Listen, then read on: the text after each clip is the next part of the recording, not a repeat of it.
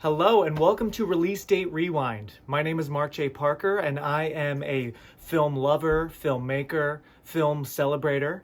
And normally this is an audio podcast wherever you get your podcasts on your favorite apps. But thanks to Portland Media Center, you are about to watch the video component of this show where I celebrate movie anniversaries with my friends.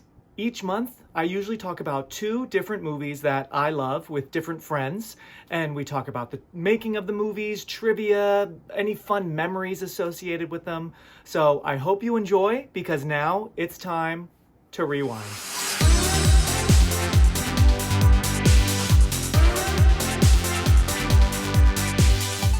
Even as a kid, I loved the look of not only the potion, but like the contraption that it's in, the box. I remember like constructing it out of construction paper at home. I'm like, I'm gonna cut this and draw my own version. Did you? Oh yeah, I so badly wanted that prop. I'm surprised they never like sold it like as a gag, you know, like bottle of like an alcohol or something. Do you know what I mean? It was such a beautiful prop and how it unfolded. Oh my God. So it's very tempting, just the look of it, and of course then feeling younger, looking good, because, you know, we're getting there. I'm starting to see. Well, real talk. What on you do you feel like is change? Have you seen changes in your 30s? I'm starting to see gray hair. Okay, yeah, And so that's been a little difficult. It's not a lot. It's like 1 or 2 strands here or there. That's not bad. It's like okay. Right at the tip of like my hairline. So Yeah. I really can see it. So that's been probably the most difficult thing. I mean, knock on wood, I don't have like wrinkles yet. That's good. But Lucky. yeah, the gray hair. I see in some photos, or just like when I catch myself in the mirror, like my laugh lines, which, let's face it, everyone, they're wrinkles. You can call them laugh lines, but they're wrinkles. I'm just like, oh wow, they're getting deeper. Okay, wow. Yeah. And like, you know, my face is changing a bit, body's changing. I think the worst thing for me right now, I'm 35, getting older, is hair is starting to change. Like, I have this goddamn eyebrow hair that keeps growing straight out, and I have to keep trimming it. Oh, Boom. no. Yeah. So I'm becoming like that guy with like, oh, he's got his weird eyebrow hair. Yeah. That's not great. Oh, but, no. You know, Well, babe, that you can just do at an eyebrow person. Yeah, just go I get might just have to or him to bite the fix it. bullet. Yep, Yeah. I think so. You're like, babe, get that fixed. You're too young to be just letting that. You're like, I know a guy. But yeah, so that's my annoyance these days, is like, you know, just unruly hairs, you know, kind of like with your gray hair, you know, things not only change color, but start to change like the style, the texture, right? It gets a little wiry and stuff. So I'm not ready for that. Oh my God, please just prolong it as long as possible. I know. But yeah, I always kind of heard this, but this latest rewatch, I really was listening and thinking about like, yeah, like, you know, Madeline is an actress, right? She loves being in the spotlight. But Liesl even says, and later at the party, these famous people, right? We see Elvis, we see Marilyn Monroe and Andy Warhol, and I think we even see a flash of a James Dean lookalike. But you take the potion, and yeah, after about 10 years or so, you're supposed to hide because you can't let the secret out. So what's the point? You look good, but you're going to have to hide but nobody anyway. can see it. Right. Yeah, exactly. Makes no sense. Right? It really doesn't. So stay away, everyone. Ernest, I'm in the morgue. They think I'm dead. You are, but you're not. She's dead! She's dead, Ernest. Now he's dead. He's dead? Ernest is dead? Everybody's dead! I love the moment where Madeline discovers that Helen has like something's off with her when they're at her it's a book signing, right? They're at her book signing. Yes, they go to her book party. Yep. Madeline's like, why does she look so good? Meanwhile, Madeline's over here, like, trying to look her best for her really young lover that she's taken. Yes. And, like, trying to make sure she looks really, like, tight and clean, expecting that she's going to look better than Helen, and, like, kind of ready for that moment that's going to make her feel really good because she knows that she's won and Helen has lost. And then having her see Helen for the first time, and she's like, what in the hell is going on? Absolutely. Like, what is happening? You are so right. That's a great scene. It's shot so well because they have that look-alike of the bigger Helen standing in front of her. Remember? And she steps aside. Yep. She's immediately like, oh, there she is. And then she steps aside, and then there's this beautiful Goldie Hawn so svelte in this red, and then we follow Meryl in like slow motion, and like she's right. That's such an amazing moment. Just as she turns, mad hell, right? Hell. I love how many times they say that. Yes. Yes. And just the fakeness of like them like doing the kisses on the cheeks and Yes. how excited they are to see one another, and Helen's like just basking in the glow of being like, look at me, bitch, like I look amazing. And Madeline's looking at her and she's just like, how the hell do you look this good? Like, Right. I need to know immediately. Absolutely. Everything that they say between like the conversations that happen with women that are never actually said out loud, but it's just done through actions and like physicality. I mean, it's done to perfection with those two women in that totally. scene. It really is done so well. Totally. And I think in that scene, we hear the woman that is complimenting Ernest. She goes up to him and says, like, you did a great job on my aunt, you know, because he's a plastic surgeon in the beginning, but then as the years go on, he ends up just sort of, it seems like he's like just really like a mortician, right? He's just like working on dead people. So this woman says, you've done such a good job on my aunt. What's your secret? And he's like, spray paint, which is great because then he uses that on these dead women, right? But that same woman, I'm pretty sure she's looking at Helen's book and Madeline's overhearing, and I think they established that her age is 50, right? I think she says like, how old is she? And I think Madeline says 50, and they're all like, I think it's 50, not 40. So yeah, so it's just so amazing. That whole sequence is so good. And you're right, I had forgotten about the young lover and how actually that scene is so sad. I really feel for Madeline because she thinks she's hot shit. She's ready for a fun night with her boy. And then you see this young naked woman in the background. And then, of course, right as he says to her... He says really mean things. Yes, Yeah. He says terrible things. Some nasty things. He's following her up the stairs. And he's saying some nasty things. And right as he says, like, find someone your own age or something like that, then it just He's starts... like, we look ridiculous together. Right. Do you know what people say or think when they see us together? Yeah. Yeah, find someone your own age. Find someone your own age, right? Really harsh stuff. And then, of course, to make her night even worse, it just starts pouring rain. It's so darkly funny. Like, at times, and even Greg, when he was rewatching this with me, he's like, this almost feels like it could be like a John Waters or even like Tim Burton movie. Like, it's so odd and the timing is so perfect that, you know, sometimes you think it's just going to be a weirder director, you know? It's so good that way. Yeah. Because it is good. Like, you're right. Like, it is really sad. And then she gets in her car and she's driving and she's in the rain and she's swerving and you're like, oh my God, don't get into an accident. And then she looks in the mirror and she's like, ah! And she screams because she sees her like makeup melting and then she's like looking for compact. I mean, it's so good, the comedy element of like a really sad moment that's happening in her life and how they turn it into like a really humorous. Totally. I had forgotten that moment. Yeah, I also have to say, one of the best beginnings of a movie. I love seeing Meryl on Broadway in Songbird. And like there are people leaving saying, oh my God, it's awful. This is garbage. And she's singing her song, I see me, and I like what I see. Like, it's just so perfect. And she's got her dancers, all the men on stage, and that beautiful shot. I mean, that must have taken so much time. It's showing her on stage, and then we're now panning to the crowd. People are getting up and leaving. People are snoring, right? What a great way to officially show us this diva who is really not that great. And then we pan over to see, you know, Goldie and Bruce when they're younger, together, fiancés. And then, you know, I forgot that so many years pass. There's a lot of 7 years later, another 7 years. Like, it moves fast, you know? And we see them throughout their different phases, you know? It sets it up as Meryl is this a diva who thinks the world of herself, that she can get anybody she wants. Helen is just like the supportive friend, right? She takes her fiance to go see Madeline on the stage and pretends like it's the best thing she's ever seen, even though it's like tragically horrific. Yeah. And what happened? 7 years later, she turned around and Helen's entire life was blown up because Madeline's taken her man. Totally.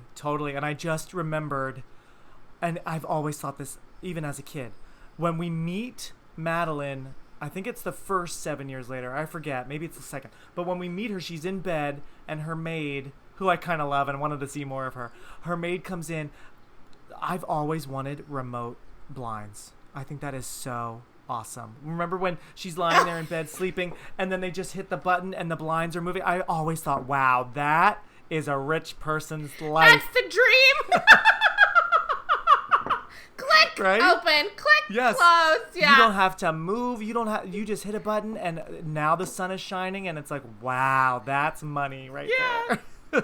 That is money. Everything from, I have a hole in my stomach. I mean, that whole scene in their fight is so good. You know, the twisted necks and the wooden kind of spear through the hole in the couch. It's so good. These women are just giving it their all, you know?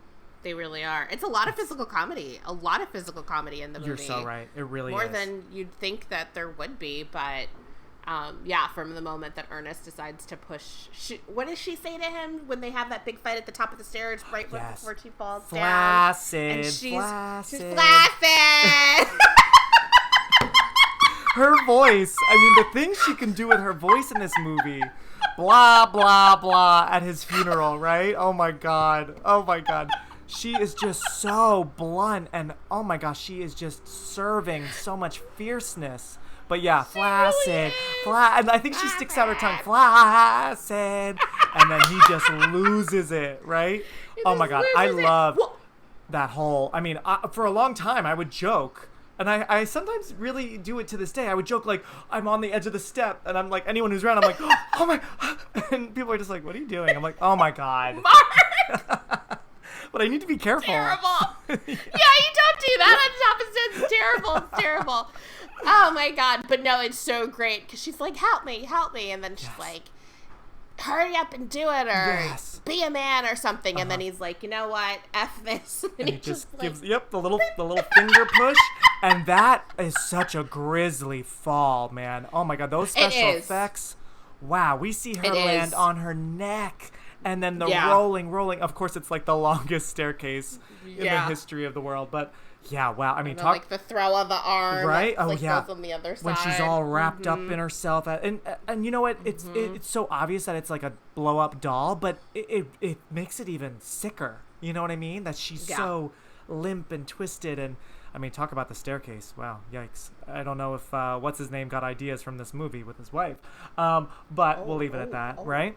And then you know, I had forgotten. I mean, even though they're both iconic moments, we have two major stair falls with the ending and then of course with Meryl's death. So, you know, those special effects people were working hardcore. Wow. Yeah, it comes back. You know what? I know, you're totally right, it does, and I never really put that together. I wonder if that's done on purpose. I think so. And, you know, actually, there's even almost a third fall, because then when they're trying, it's so funny, I forgot how funny it is with the drink, they want to poison, or they want to drug Ernest, because they've realized quickly, oh, he needs to take the potion, because we need his skills, right? Which is so selfish. I'm like, you ladies, oh my God. Hilarious. It's so funny. But so they give him the drink, and he is sloshing it around and spilling it everywhere, and their eyes are wide. It's such great comedy. And he even is on the edge of those same steps that Meryl was, because they knock him out with the planters, right?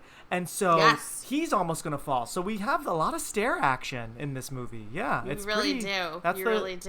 The theme, everyone. Just be careful of those stairs in your mansions. You pushed me down the stairs.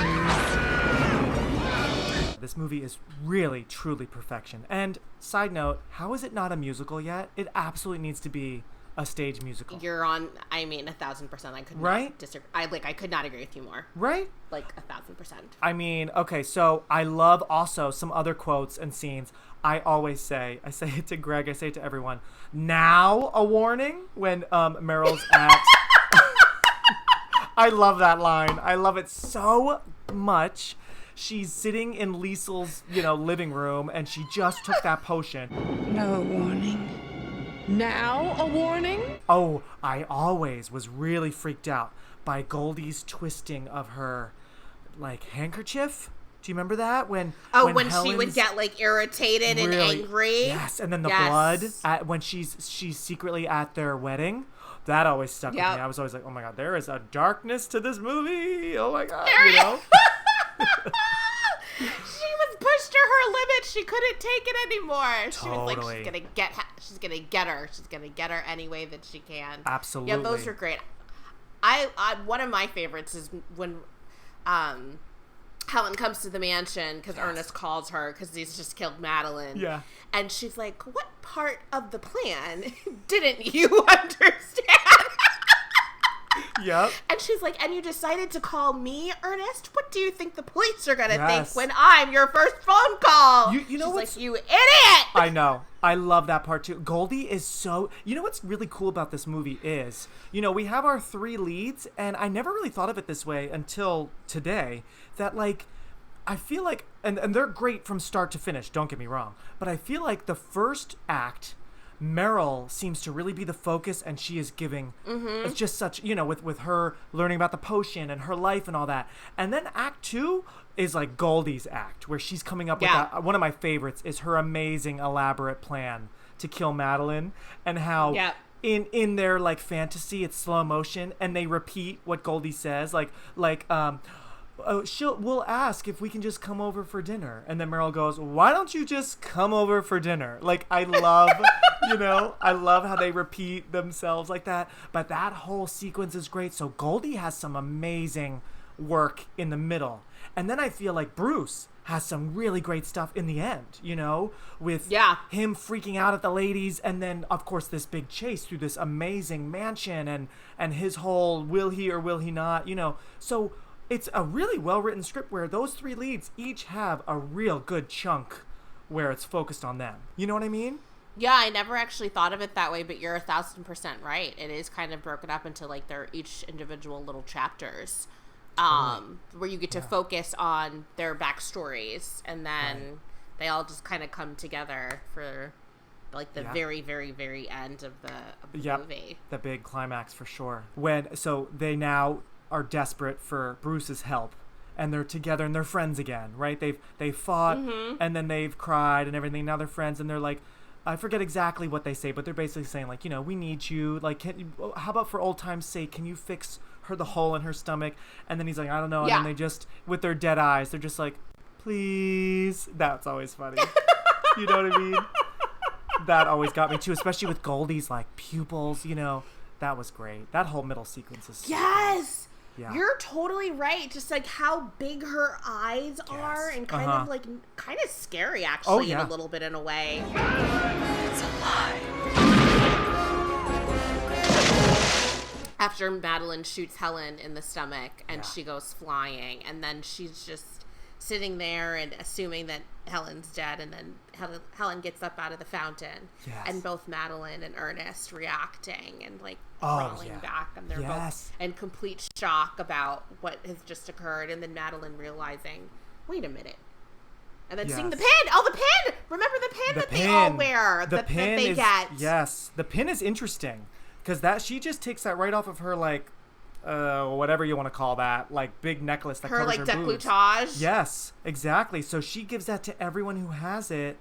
Yeah. Yes. That's a great scene as well, because again, it's such good physical comedy, and I love that you brought up when Goldie stands up, the way Bruce and Meryl backtrack, and it's like. It's just so good because it is actually kind of scary, but they're giving their all 100% physical, that must have been so fun to shoot. But then she's getting her idea. You see on Meryl's face, like, wait, something's totally up. I'm dead. You're dead. And then she finds that pin. Yeah. I kind of want that pin. They should sell that. I kind of want it too. Right? They should. You know what? You actually make a very good point of all the things that they should have sold for this movie. Yes. You make a very good point. They missed out on the merchandising for this film. Come on, marketing. Yeah, totally. They did. Totally, because that would be such a fun... I'm sure out there on Instagram, some cool creator on Etsy or something has a little pin. I'll buy it for you. I'll get you one. We won't do the potion, but we'll pretend, and we'll just wear the pin. Yeah. Love it. I actually would love, to your point about seeing this as a musical, I kind of would be curious to see what this would look like as a remake. I don't think it needs to be remade because I think it's done to perfection, honestly. Yes. But I would be kind of curious to see what it would look like. Foom, I was gonna get to that. You and I are on the same wavelength, the Helen to my Madeline. Okay, I wanted to pick your brain because as I was watching it, and even in the days leading up, I was like, yeah, this movie should not be touched. It should just transition to a stage musical that I could see that being very successful. But if we hear, I wouldn't be surprised if we hear they're going to remake it. Who would you cast? What would it be about? What's the new spin, right? What do you think? Because I was thinking it could be really fun. I don't know if this would be as general audience, which is sad, but I think it could be really fun with two gay guys who are... Oh, I think right? I am 100% there with you. Right? I think it could be actually so fun. So funny, like so fun. Gay guys in LA, Palm Springs, like trying to be youthful. It's so funny. Yes. It can be so dark and catty. I just don't know who would be in it. Like I immediately think of like Matt Bomer because he's so beautiful and doesn't age. But Yes. I don't know if he could be a lead, but he would absolutely have to be in it. I mean, because he's just ageless. He'd have to be in it. The guy who just wrote the Pride and Prejudice remake off of on Hulu. Oh, what's his name? That actor, Joel the comedian. Cam Booster. Yes. I He's think really he could great be in looking it. too. Yes, you're right. He's great casting. Good Ooh, idea. maybe he could be the Isabella Rossellini character. I was just thinking the same thing. He's That kind of was hot. Oh, Like, yeah. He's not kind of. He is. Oh, He's yeah. extremely good looking. Oh, He he's takes in really good care of himself. great I shape. totally can see that. Yes. Yeah. Yes, Foom. I love that. And he could work like a weird haircut. He already kind of has like severe bangs, and I could see him showing off the body, right? And being super weird and mysterious. Yes. Yeah, that would be such a fun I am role. dying over you saying he already has severe. Well, no shade. I don't mean that in a mean way, but he kind of has Gale Weathers' Scream 3 bangs if you've seen a picture recently. But yes, You're so right. and maybe all the genders are swapped. Maybe it's mostly men, but then Bruce Willis is now a woman, which that could be really fun. She could be, a beautician or something. Or it could be Phaedra. She's a mortician, right? Or no, I guess she's not a mortician, totally. but she owns her funeral home, which I love. Or is it RuPaul, the drag queen who oh my god, who knows how to keep everything perfect Yes. and pristine and knows all the tricks and kicks of everything. Oh my god, yeah, there don't has to know. be a drag element. Oh, Foom, genius. Yeah, this could be a really fun new movie with a lot of gay humor, and you could have some fun celebrity cameos. Yeah, there's definitely something here for sure. I could see it. If they remade it and switched things like what we're talking about, if they made it modern and switched, I think it's worth it. If they just remake it with now it's Recycle still two the women, same thing. I feel like there's no need. There's truly no need. Right? I agree. If they're gonna You'd have do to it, they switch it gotta up. kind of turn it on their head a little bit. But Yep. I think it could be funny. I think it could be a lot of fun. Yeah, totally. I love that idea so much. Yeah, love it. And I was just looking at my notes. One thing that I always missed, I never got it until now. Maybe you got it when you rewatched. I had to Google this because I didn't know. But when Madeline, she's just taken the she's about to take the potion. Before she says bottoms up, Liesel's telling her some rules, right? She just pricked her finger. Ow, what are you nuts? She says something. Mm-hmm. I didn't write the full line down, but she said someone that she gave the potion to said, "I want to be alone." And then Meryl gasps, "No." Yeah. Did you know what that was referencing? Yeah, it's you're okay. I can't remember the actress's name, but it's referencing a 1950s or maybe I think even older. earlier 1920s. Yeah. Might have been 1920s starlet who what might have been Swedish or German or something. Greta Garbo. Greta Garbo. Greta yes. Garbo, yes. So you knew about this. Okay, And good. Yes, I did when I watched. Yeah. That's who she's referencing. She's Yeah. referencing Greta Garbo. Mm-hmm. That's so interesting. Yeah, Because doesn't Greta Garbo just walk away from Hollywood at one point? I don't know enough about her. Let's see. She only really did on IMDb. She only has 33 titles, which is a lot. But you would think for her, her last movie was 1941, but she died in 1990.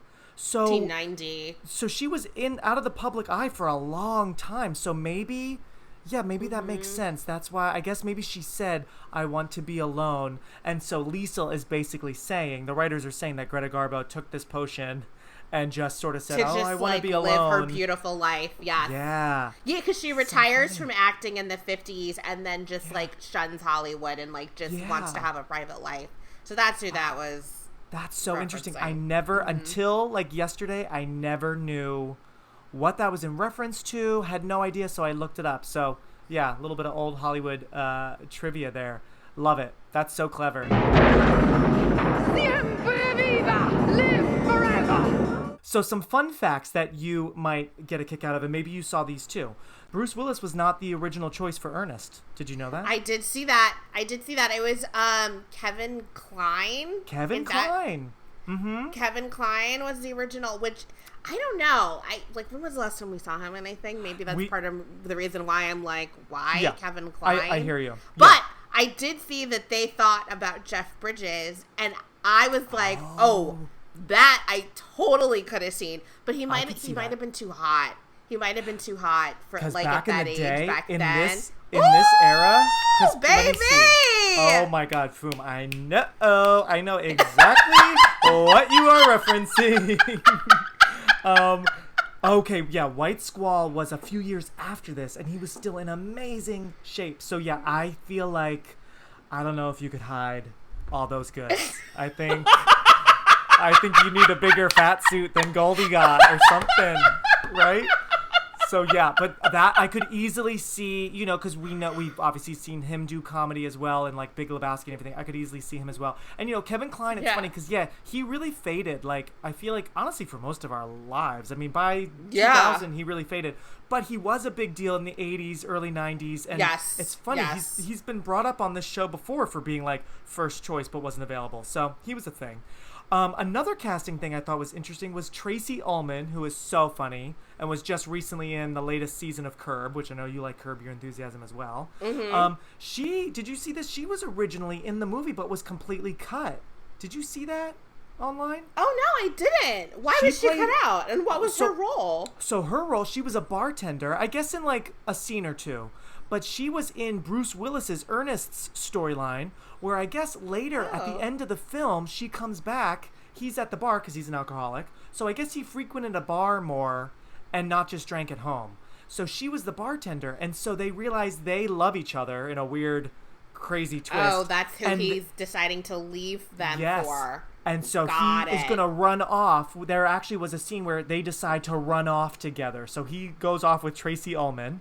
And then later, 37 years later, he dies, and we're at the funeral. So I guess test audiences didn't like that actually he got a happy ending. I guess test audiences liked the dark, biting humor that, like, no one gets out easy. So they nixed that. So she was completely cut. I'm sure she got paid, but always funny when you hear that, when, like, they completely remove a whole character. Universal Pictures presents Meryl Streep, Bruce Willis. It's a miracle! And Goldie Hawn. Look at me. I'm soaking wet. Death becomes her. Speaking of all those special effects, I mean, this movie is an award winner. It won the Oscar and the BAFTA and the Saturn Award, which was kind of for horror and fantasy films, for best visual effects. So it is an Oscar winner. I love it. Which I think sometimes I forget. Sometimes we forget, but that's amazing, right? Thanks so much for watching. Next time, there's going to be a new movie that we'll talk about, so stay tuned. And please follow Release Date Rewind on Instagram for updates. Bye.